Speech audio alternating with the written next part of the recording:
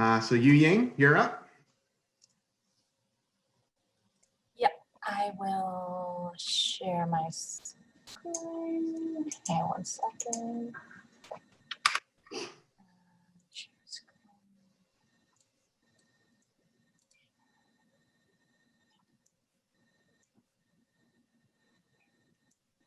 All right, hopefully this worked. Hi everyone, I'm Yu Ying, one of the first year fellows. Share a case I did with Dr. Cohen a couple months ago. So we have a 9-year-old male. He has a history of dementia. He's an ex-smoker, 75 pack years, CAD, diabetes, prior PE on Eliquis, who presented with melena for 2 weeks. At time of presentation, we look back at his trend of his hemoglobin. It was 13.6 2 months ago. And on arrival, it was 5.6 with tachycardia. So we took him for a scope that day. Apologies, I did not have a video, and these were the best pictures. It was an early endoscopy for me, but these were the best pictures I could take. This, you can see on retroflexion that there was a large non-bleeding gastric ulcer with a clean ulcer base found on the lesser curvature of the stomach. Somewhat worryingly, we saw these heaped up edges and maybe looked a little bit raised, and it could have been like on top of a mass. So we took biopsies from the edges of the ulcer as well as the base to allow for malignancy versus something like H. pylori. The pathology came back with invasive, moderately differentiated adenocarcinoma, predominantly intestinal type, involving the gastric fundic and body type mucosa. It was negative for H. pylori. In terms of his clinical course, during the hospitalization, he ended up getting a staging CT chest that also found 2.4, I should say, centimeter right upper lobe nodule, which was suspicious also for early stage adenocarcinoma. Reading the oncology notes, they seem to still be debating whether or not the concomitant gastric ulcer was thought to be a second, primary, or if this was metastatic from the lung, or if the lung was metastatic from the stomach. But the staining of the gastric malignancy was PD-L1 positive. So the latest update was that they were considering a single agent immunotherapy, such as nivolumab. The family is currently pursuing a second opinion before proceeding. So today I thought we would return to the basics a little bit and talk about gastric ulcers, and specifically while our gentleman's endoscopy demonstrated very concerning features of malignancy. One of the questions I was wondering was, we perform a lot of surveillance endoscopies for gastric ulcers as well, even on ulcers that may be benign upon first pass in terms of biopsy and also by appearance. So gastric ulcers, we all know, are associated with NSAID, aspirin use, H. pylori infection, and also malignancy. In taking a look at the literature, biopsy of all gastric ulcers are currently recommended both in the ASGE and the NICE guidelines, which are from, or NICE guidelines from Europe. And this is actually based on older data from the 70s and 80s that suggested 5 to 11% of gastric cancers may represent malignancy, most commonly gastric adenocarcinoma, as in our gentleman, less commonly lymphoma, and occasionally metastatic cancer. There are no recent data actually to guide recommendations about the need to biopsy all ulcers, but I think most endoscopists feel the need to. And in terms of guidelines for surveillance, there are no recent guidelines either. A lot of guidelines just say follow up gastric ulcers until healing is confirmed in order to exclude malignancy.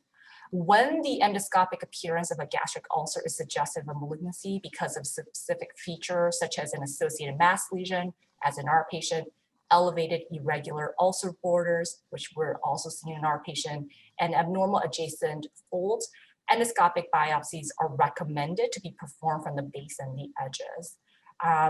There was a 1982 seminal study that demonstrated that the correct diagnosis of gastric cancer increases from 70 to 95% if 4 biopsy specimens are taken instead of 1. So in terms of what I want to delve into a little bit more about the role of surveillance endoscopy, obviously should be considered in patients whose gastric ulcer appears endoscopically suspicious for malignancy based on the features I just stated, even if biopsy samples from the index endoscopy are benign. So false negative biopsy specimens in the literature occur in about 2 to 5% of malignant ulcers, and any unhealed ulcers at examination after 8 to 12 weeks should undergo repeat surveillance. It's also recommended in patients who remain symptomatic despite a course of PPI, just to rule out refractory peptic ulceration and occult malignancies. So I took a look at this article published in Gastric Cancer, which aimed to study if there was a diagnostic accuracy of endoscopic follow-up in patients with a gastric ulcer, with emphasis on endoscopic hallmarks of malignancy and histology at first endoscopy. So this study I thought was really interesting because it was done at a teaching hospital in the Netherlands over 6 years. They reviewed both appearance as described in the report combined with histology at the first endoscopy. At this hospital, the policy was to follow up every ulcer endoscopically until healing had occurred, regardless of whether it appeared benign or malignant. And what was great was that if a patient left that hospital and got a surveillance endoscopy elsewhere, there was a national pathology database that they could follow up to actually determine if a gastric malignancy was diagnosed at a later time. So they were able to identify 321 cases of gastric ulcers, including 214 ultimately benign ulcers and 107 malignant ulcers. So the malignancy rate was 33% in this population, which is quite high. The mean age of the population was 71 years old. And 62% of ulcers were classified as benign at the first endoscopy. 5 of those patients, however, at their follow-up endoscopy were eventually deemed malignant based on histology. So the sensitivity of a benign appearance of the ulcer in combination with histology was 100% sensitive in this study to rule out malignancy. So even though they thought this was benign, they took their adequate 4 sample biopsies and found out it was malignant. Now, in the 121 patients where the ulcers were explicitly deemed as potentially malignant, 84% of those patients were indeed confirmed to be have malignant ulcers as confirmed on histology, and 19 of those patients were benign actually at when they actually did the biopsies. So the sensitivity that they looked at in terms of the potential malignant characteristics at endoscopy was a dirty base, which was 79% sensitive. Elevated border, which our patient had, was 94% sensitive for a potential malignancy, and an irregular border at 91%. They also looked at location and size. The takeaway obviously is that nothing is 100%, it's more of a gestalt, but ulcers in the anterums were predominantly benign, and then markedly 82% of ulcers in the cardia and 45% of ulcers in the body were found to be malignant. And of all gastric ulcers, they also found that ulcers greater than 3 centimeters had a rate of malignancy of 86%. So basically size and location can also tilt our clinical sort of needle in terms of pointing towards malignancy or benign. So just one more point, in the study, what they found was that they used their sort of clinical gestalt of both clinical appearance at first endoscopy that appeared benign, plus the histology at first endoscopy. And in this study, everyone did take the 4 biopsies from the initial gastric ulcers. They found that they could have reduced 77% of follow-up endoscopies. So my take-home points are to sort of review, at least for the first years, the characteristics of malignant gastric ulcers, which are associated mass lesion, elevated irregular ulcer borders, abnormal adjacent folds, and sort of the clinical features such as like size and location can also tilt your clinical suspicion towards malignancy. Biopsy of all gastric ulcers was still recommended, even though the literature wavered in terms of saying, oh, this is all based on older literature. I think we still obviously want to biopsy all gastric ulcers, provided they're not obviously active bleeding, and then to take at least 4 samples from the edges and the base, and to consider, and I'm curious to hear what everyone's who's in practice, their feeling about this, where if an ulcer appears benign and has a benign histology, would you still consider doing surveillance to assess for a healing? Thank you.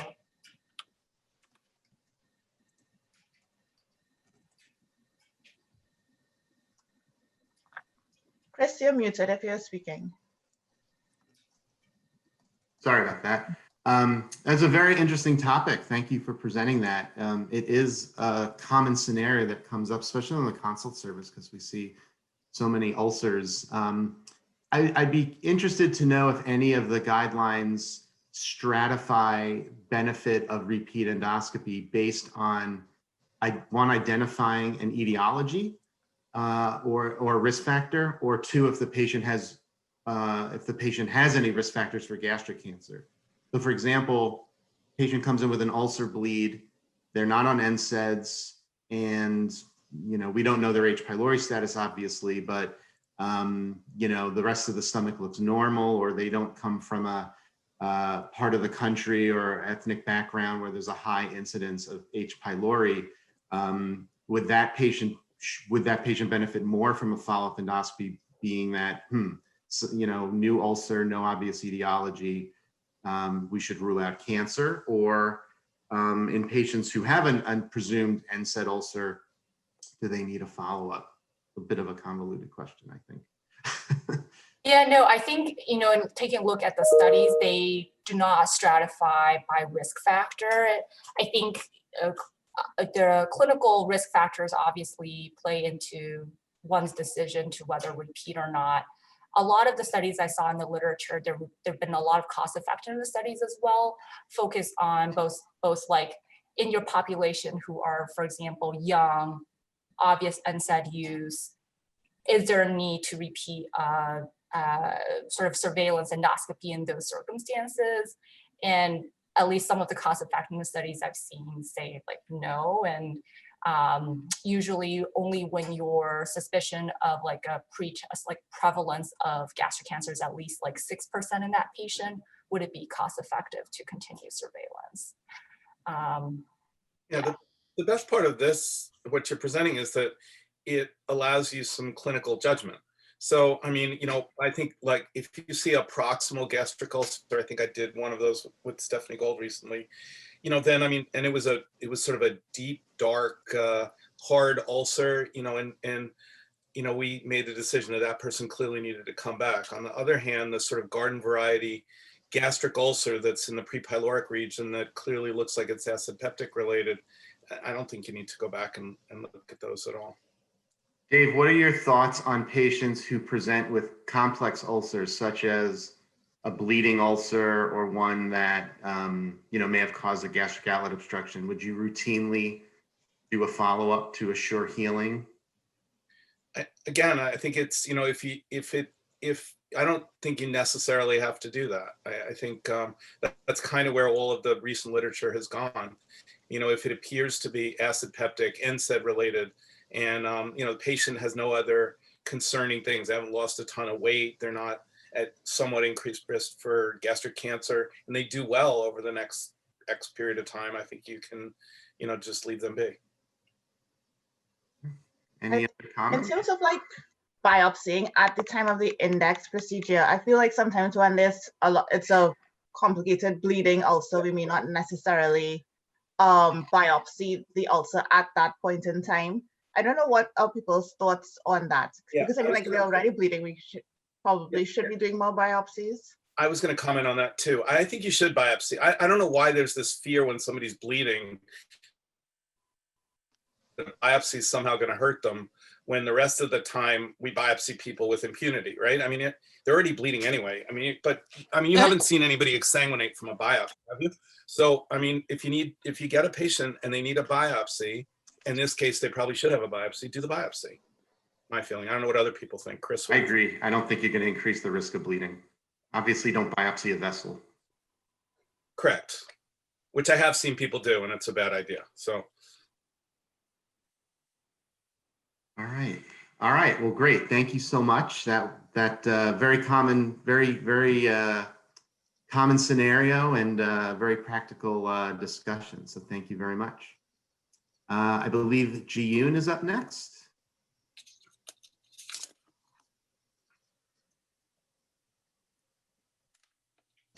Hi, apologies, my video isn't working this morning, but I think I will be able to share my screen.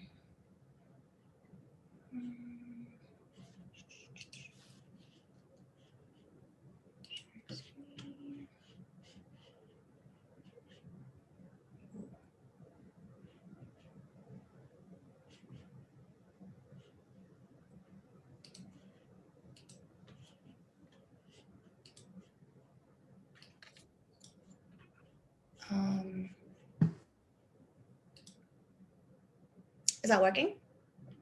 Yes. Okay. So good morning, I'm Ji, and I'm one of the PGY4 fellows. I'm going to present a more medicine case today. I was at a bit of a loss for interesting endoscopic images. So here we have, this patient is actually still in, admitted to the hospital. She's been there for about 25 days, and it seems like the medicine team are still at a bit of a loss as to what's going on. So I thought I would pick your brains. So this is a lady, 47-year-old lady with a long history of lupus, been on celseptum prednisone, history of GERD, submassive PE diagnosed at the beginning of December with right heart strain, has been on Lovenox. She presents to Mount Sinai with increased lower extremity swelling and abdominal bloating, abdominal pain that's been going on for about 2 weeks. We were consulted for severe hypoalbuminemia. They thought that it was not explained by any renal pathology and concern for protein-losing enteropathy, which is something I was very unfamiliar with before I came across this case. She endorsed sharp lower quadrant pain, which improved during her ED stay. She had a facial rash, arthralgia, no diarrhea or other GI symptoms before presenting to the emergency room, no history of travel, no sick contacts, no NSAID use, and no family history of IBD. Her exam was very significant for a distended abdomen, which was non-tender, no guarding, dull to percussion, although we didn't appreciate any shifting dullness. No hepatosplenomegaly that we could appreciate. She had severe anasarca and had a malar rash. She was complaining of arthralgia, but she didn't have any appreciable synovitis. So what I want to discuss today is protein-losing enteropathy, and I'll take you through the case whilst doing so. So the pathophysiology of protein-losing enteropathy is, I'm going to talk about the pathophysiology. So the daily enteric loss of serum proteins is about 1 to 2% of the serum protein pool. So really not a significant loss through the gut. Most proteins found in the feces are secretions of slough enterocytes. The pathophysiology of protein-losing enteropathy is thought to be an inflammatory exudate or significant mucosal injury resulting in increased mucosal permeability, or lymphatic obstruction resulting in direct leakage of protein-rich lymph. This results in hypoalbuminemia, resulting in anasarca, ascites, can result in hypogammaglobulinemia, resulting in frequent infections and severe nutritional deficiency. There are many etiologies causing protein-losing enteropathy, and it's a little overwhelming, but it can be divided into erosive, non-erosive GI disease, and then causes of increased interstitial pressure. So erosive GI disease includes inflammatory bowel disease, malignancies, NSAID enteropathies, GVHD, pseudomembranous colitis, and sarcoidosis. Non-erosive GI disease can include celiac disease, hypertrophic gastropathies, including Menetrier disease, SIBO amyloidosis, infections including tropical sprue, Whipple, and then connective tissue disorders. Increased interstitial pressure etiologies can include intestinal lymphangiectasia, I think is more common in children, but in adults, it can be heart failure, pericarditis, also portal hypertension, portal hypertensive gastropathy, mesenteric venous thrombosis, anything obstructing the lymphatic flow out of the gut, including mesenteric TB or sarcoidosis, neoplasia, including involving the mesenteric lymph nodes or lymphatics, and retroperitoneal fibrosis. These are all contributors to protein-losing enteropathy. So how do we diagnose protein-losing enteropathy? We first have to quantify GI protein loss, and that is mainly done by alpha-1 antitrypsin clearance. It's a glycoprotein that is synthesized by the liver, which has a higher molecular weight than albumin, and it's resistant to proteolysis and degradation than this intestinal lumen. So it's representative of how much protein is lost through the gut. Okay, usually the rate of excretion is less than 2.6 milligrams per gram of stool per day. And you need both the stool excretion of A1AT and you need a concurrent serum sample. You also need the stool volume or mass. It's a 24-hour stool collection. You need the total volume of stool in order to calculate this. Alpha-1 antitrypsin clearance of greater than 27 mils in 24 hours is considered suggested of protein-losing enteropathy, and diarrhea can actually increase the clearance. So greater than 56 is considered significant. Okay. So in our patient, general labs, her CBC was unremarkable on admission. She was hypoalbuminemic, but she was extremely edematous, so probably hypervolemic. Her creatinine and BUN were not suggestive of any AKI. She also didn't have any other electrolyte abnormalities outside of those mentioned. Her LFTs were normal, but our albumin was 0.6. And it had been in the 2s or 3s about 2-3 weeks before admission when she was at a different hospital for the PE.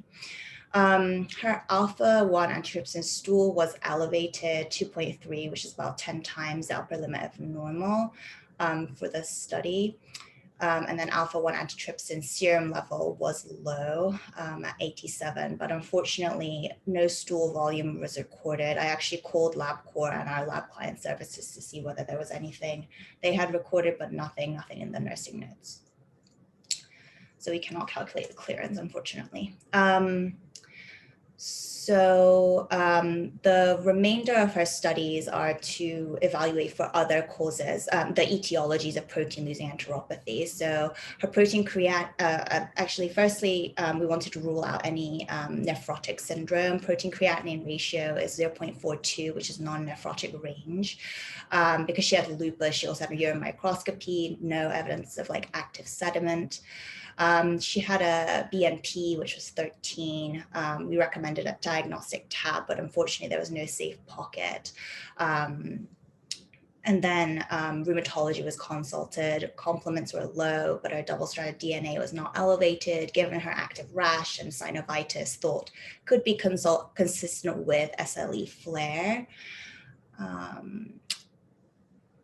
And then here's some imaging, where I reported an ultrasound with an echogenic liver, no other significant findings, but it was not a duplex study. MRE was unremarkable except for ascites. CTA showed a known PE, small left pleural effusion. And then she had an incidental finding of a right CFA complete occlusion, and then she ended up going for an endarterectomy.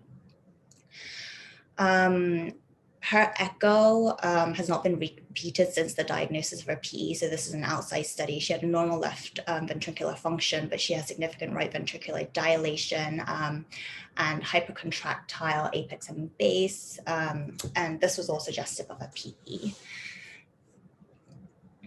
These are her endoscopy findings. So since we were consulted for protein-losing enteropathy, we wanted to rule out any intrinsic GI disease. And really, this is her stomach. And all we found was that she had congestive mucosa.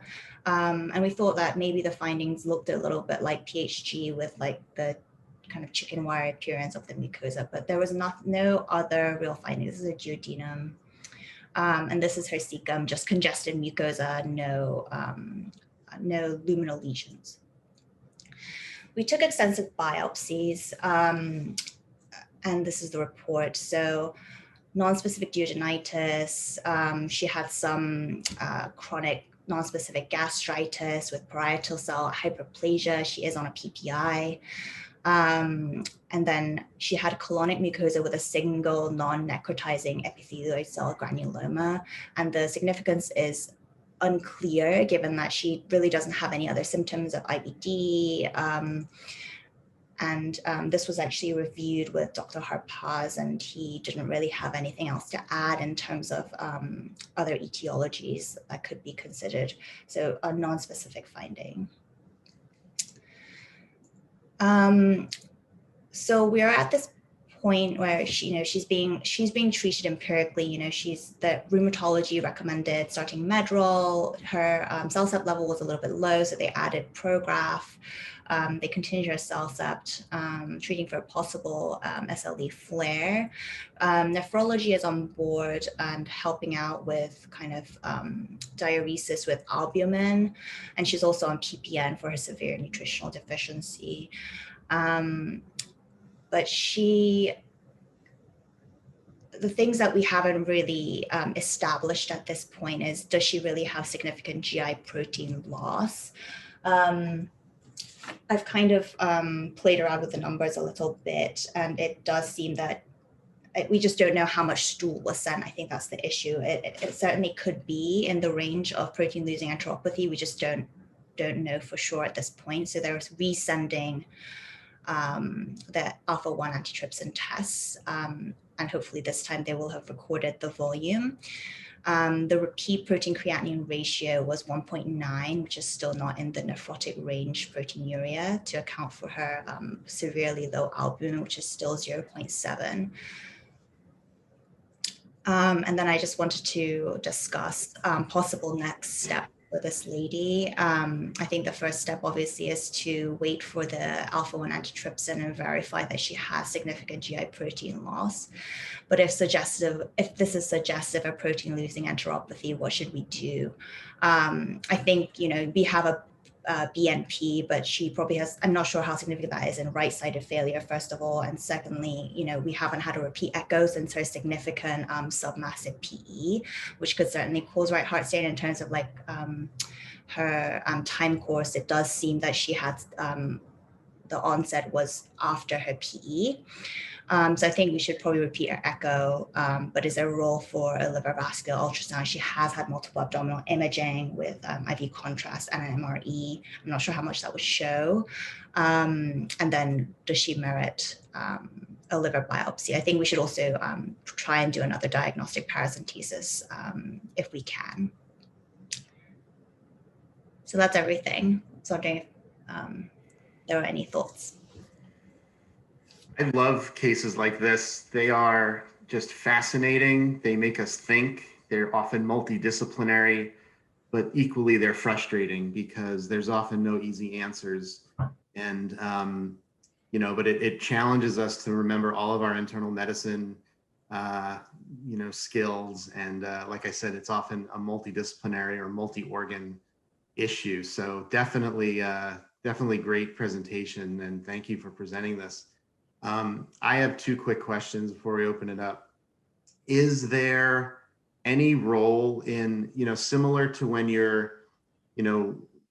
doing a fecal fat, a quantitative fecal fat, patients get a high fat diet. is there any role for like a protein challenge diet and then doing a dedicated 24-hour stool collection? I didn't actually come across that in my reading. I believe because what we're looking for is kind of not exudate, but like translocation from the interstitium or the serum into the gut. That I think a protein challenge would more test for malabsorption rather than like true gut loss of protein. And then as far as management, outside of obviously finding the underlying etiology and treating that, is there temporizing measures with either an elemental diet or TPN? What is the plan for her? Recommended is, firstly a high protein diet of at least 2 grams per day. But they do acknowledge that in a lot of the cases, the patients have GI pathology that limits the efficacy of that. This might not apply to our patient. And in those cases, TPN or PPN is recommended.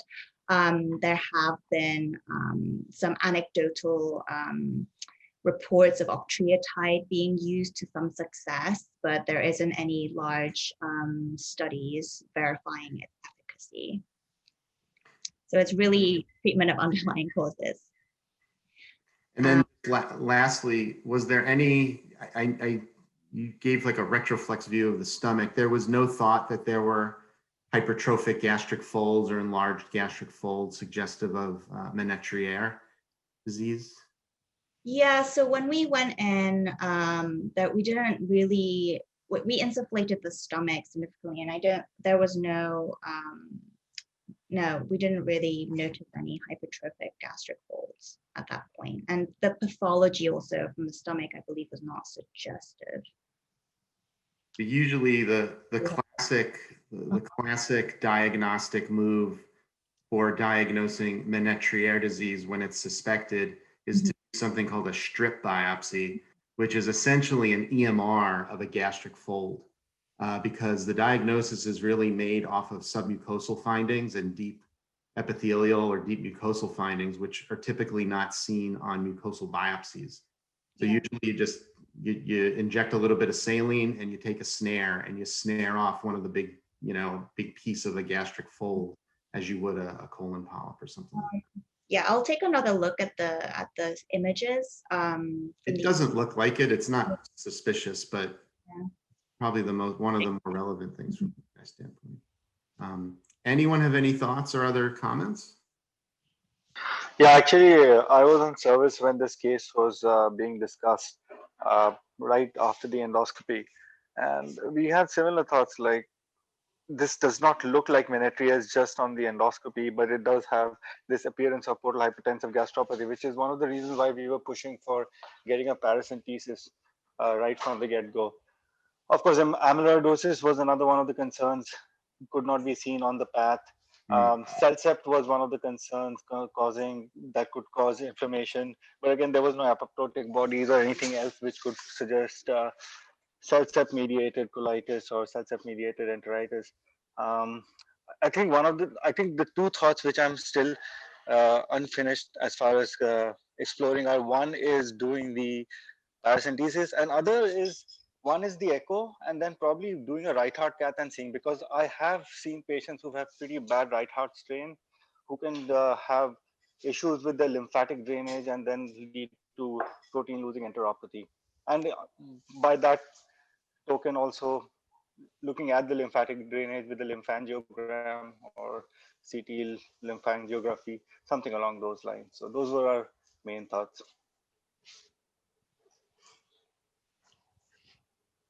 Great. That's great. Any other thoughts? I mean, she does have lupus, which is on that long list, of potential causes of protein losing enteropathy. And I bet if you get the stool collection, you can prove this, but you've got a lot of good evidence that she has that. So, I mean, first, it's good to keep evaluating, but first crack is treating the underlying disease here, the lupus, as aggressively as you can. But it's really interesting case. I remember when I was a medicine resident and we had morning report and we went through our differential diagnosis, you can always put lupus for any disease or any complaint and you were not incorrect. So I think it holds true here too. All right, fantastic case. Thank you so much. Thanks for your comments, Abik. All right, I think we have time for one more, and I'm going to turn it over to the pediatric GI team. I think they have an interesting case to present as well. Hi, good morning, everyone. This is Hannibal Person. I'm one of the third-year Peds GI Fellows. Just going to share my screen here. So this is a case of a 2-year-old I saw for a second opinion. She was seen by an outside gastroenterologist. She came to me with diagnoses of functional constipation, GERD, and also had a history of atopic dermatitis. Really, her chief complaint in the history was that she developed episodic, severe, generalized abdominal pain associated with non-bloody, non-bilious emesis for the past year. And so she'd returned from a trip to from Bangladesh, began developing these very discrete episodes that lasted days, somewhat characteristic in terms of how long they'd last. There'd be a period where she was completely okay. And then her symptoms would resume with a kind of mild prodrome of her seeming kind of more fussy, not wanting to eat, and then sort of going into a full-blown sort of episode of abdominal pain and sort of recurrent emesis. As we sort of got to know each other, the episodes became more severe and more frequent. She had previously had several emergency room visits where multiple negative abdominal ultrasounds had been done. She had multiple KUBs that were all non-focal, and the workup as of that time was a negative H. pylori fecal antigen and kind of routine labs at these emergency room visits, which were all normal, including electrolytes, CBC, et cetera. There was no family history. She was an only child living with her parents in Queens, and the family spends about half the year in Bangladesh, half the year in Queens. While she was tiny, she was continuing to grow and gain weight and height. And her physical exam was only significant for her atopic dermatitis, but really otherwise a completely benign abdominal exam. A stool biofire was negative, and a review of her outside records from only emergency room settings showed pretty much essentially normal labs. So the initial thought was, could this be cyclic vomiting syndrome? She was started on ciprofloxacin prophylaxis. Could this be malrotation? She had an upper GI that just commented on some redundant duodenum, otherwise within normal limits, no malrotation. And she proceeded to have numerous ED visits at our institution, including 2 hospitalizations, with a very broad workup that included a negative CT abdomen pelvis. There was some thought of could the source of her emesis, this was more kind of emesis predominant in terms of her symptomatology early. Could this be central? She had an MRI brain, which was normal, was seen by our metabolics team. There was no thought for a mitochondrial or other disorder as a cause for her vomiting. Had a normal EGD colon, both macro and microscopically at the end of July of last year. Was tried on numerous prophylactic and other abortive treatments with really very limited success. And her pain episodes became more and more frequent, more and more emergency room presentations. Over the course of her emergency room visits, her CRP and ESR were noted to be persistently elevated. She did have periods where she was hypoalbuminemic, as low as 3.2. Platelets were normal, and occasionally she sort of had a mild anemia for her age with a low normal MCV. So eventually, given the persistent elevation of her inflammatory markers, we really didn't feel comfortable with the diagnosis of cyclic vomiting syndrome or some other functional process. So we got a capsule endoscopy on the 18th of December of last year.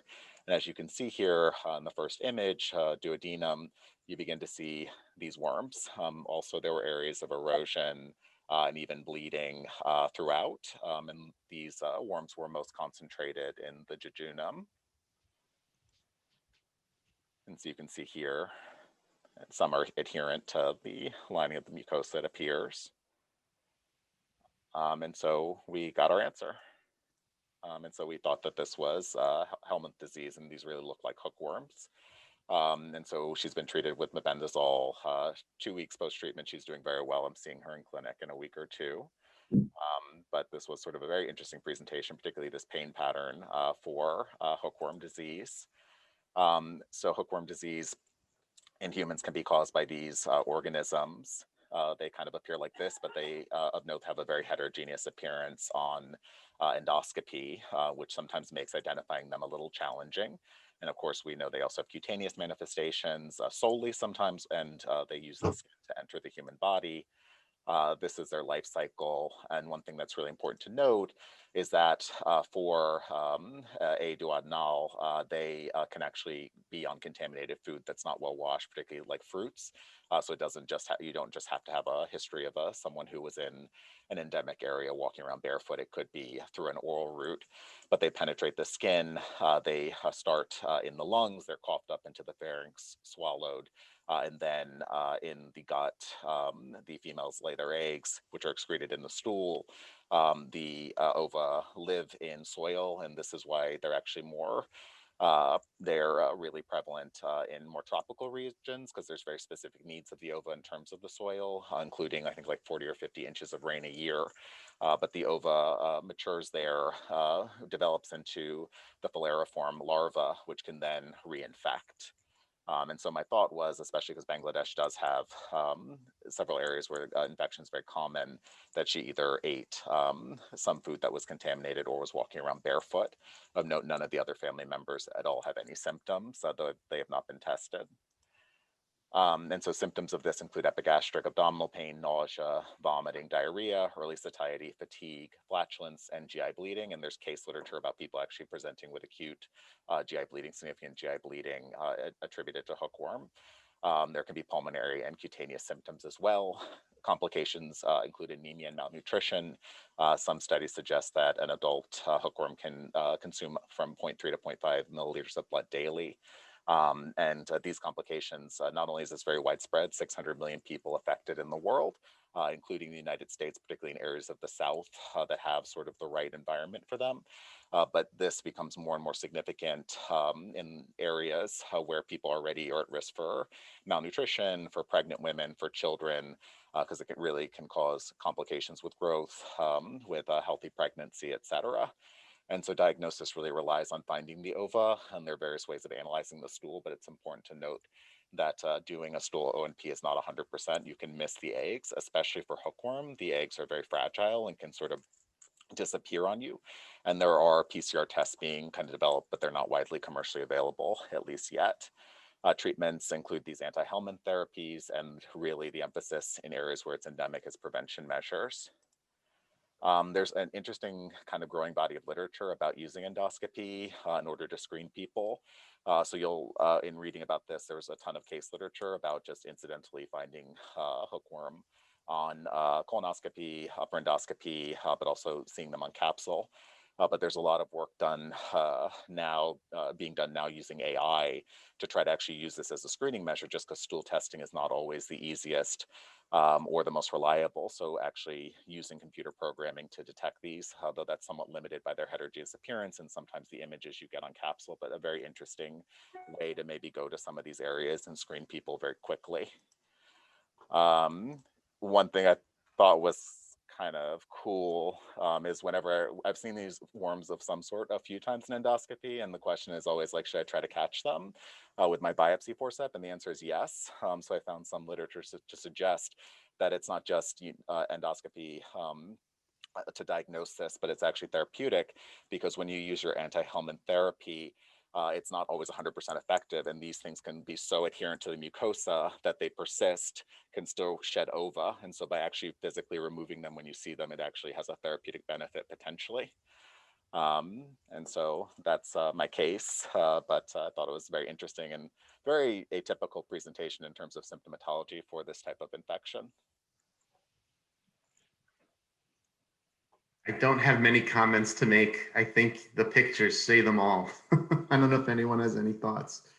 I think I'd like to share, as a child who grew up in India, as well as after having done med school in India, we have such a high suspicion for worm infestation that any child with any GI complaint, and especially if they have anemia, even before testing, it's a empiric course of albendazole that's given, because it's a one dose and then it has to be repeated 2 to 3 weeks later to make sure if any other eggs have hatched after that, to address them too.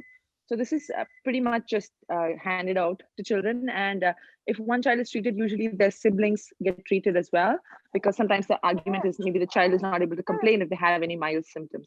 So there, honestly, before diagnostics, it's a treat and test strategy that's adopted. And I can attest that I was treated and tested. And I just want to thank Hannibal for presenting that I've probably read thousands of capsule studies now, and I've been waiting to find a worm all these years. And the pediatrics folks are reading most of their own now. So they called me up and said, take a look at this. Do you think it's a worm? I was like, oh, wait, let me see. And I was like, absolutely, definitely. So thanks for sharing that with us, Hannibal.